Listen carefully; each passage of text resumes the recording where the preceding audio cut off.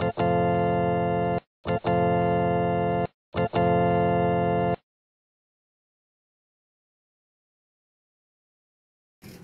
guys, welcome back to my channel. Sharing tips lang muna yung gagawin natin ngayon guys, paano palit ng spark plug ng motor natin. Kasi mayroong iba dyan na baguhan na natatakot palit ng spark plug ng motor, pero madali naman siyang gawin. Tara, samahan niyo ako guys.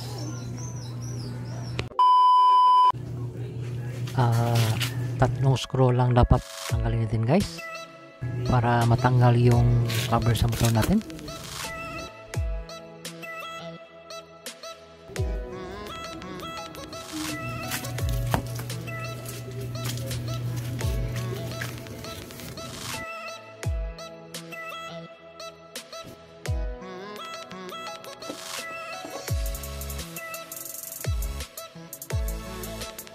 Ito na guys, magsimula na tayong magtanggal ng screw.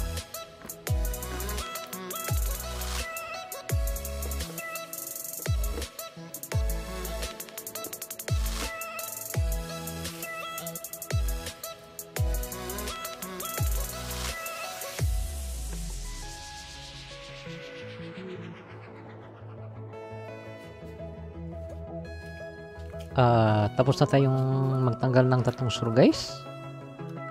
Ito na, hahatakin na natin yung cover ng motor natin, alala lang para hindi siya masira.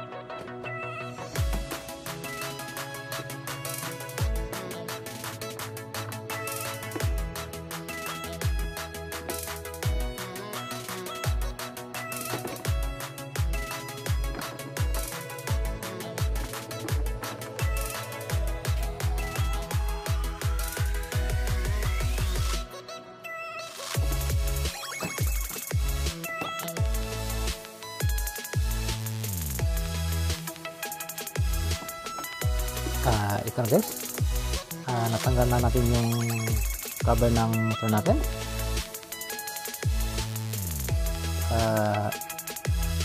Dito guys, makikita na natin yung spark plug cap dito, itong banda.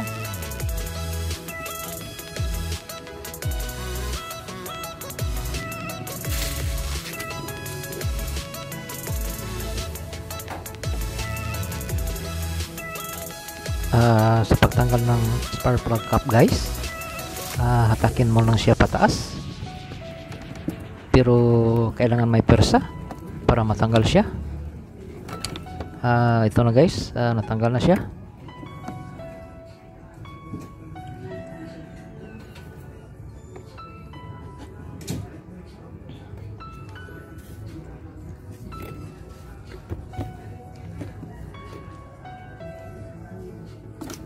Tapihin muna natin yung spark plug cap guys para hindi tayo mahirapan magtanggal ng spark plug natin.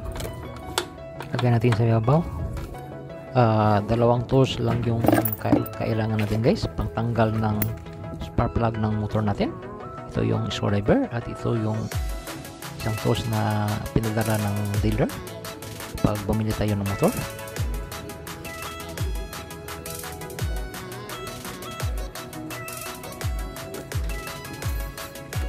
Ipapasok na natin yung tools na pangtanggal ng spark plug guys. Siguruhin lang natin yung swak siya sa spark plug.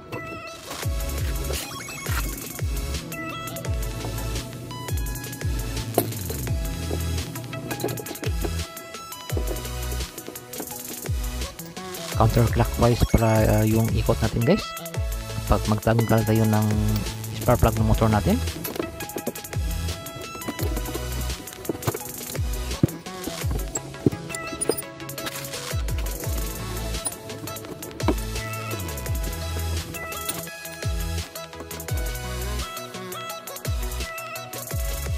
Kapag maluwag na siya guys, pwede na natin kamayin siya paikot para mas madali siya matanggal.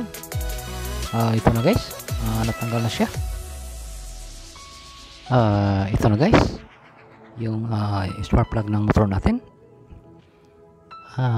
Sa akin guys, every 20,000 kilometer yung takbo ng motor natin, i-for ko siya palitan ng spark plug kasi mura lang naman siya.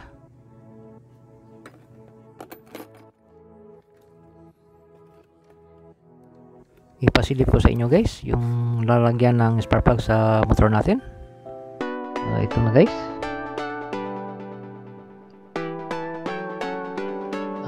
Ito na pala yung bago kong nabiling spark plug guys. Sa Yamaha ko siya nabili. 120 pesos lang siya. Mas malupin na yung sa Yamaha tayo bumili para makasiguro na ito yung original yung spark plug na mabili natin. Guys, para mas madali yung paglagay natin sa bago nating spark plug doon sa makina guys. Itutusok muna natin siya sa kanyang post na pangtanggal para madaliin natin siya itutusok doon.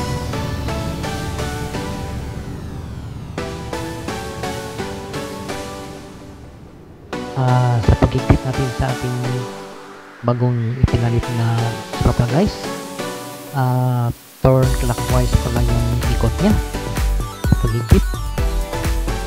Okay.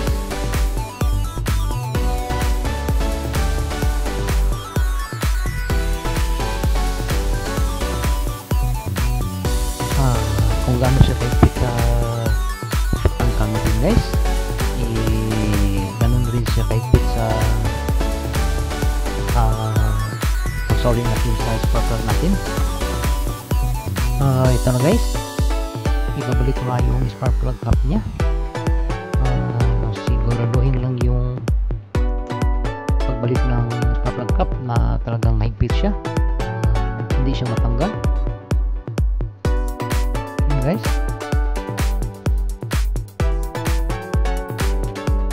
Ayan guys, tapos na tayong palit ng bagong spark plug sa motor natin.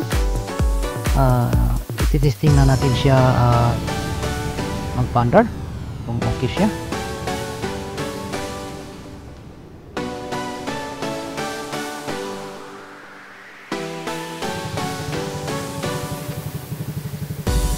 Ayan guys, mas lalong gumanda yung tulog ng motor natin. Ayan.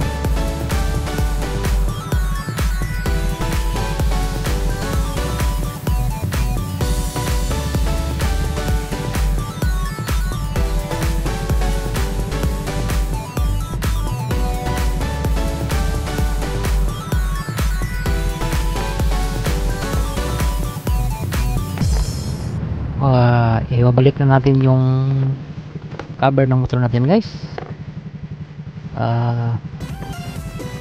Tapos na tayo. Ito na guys.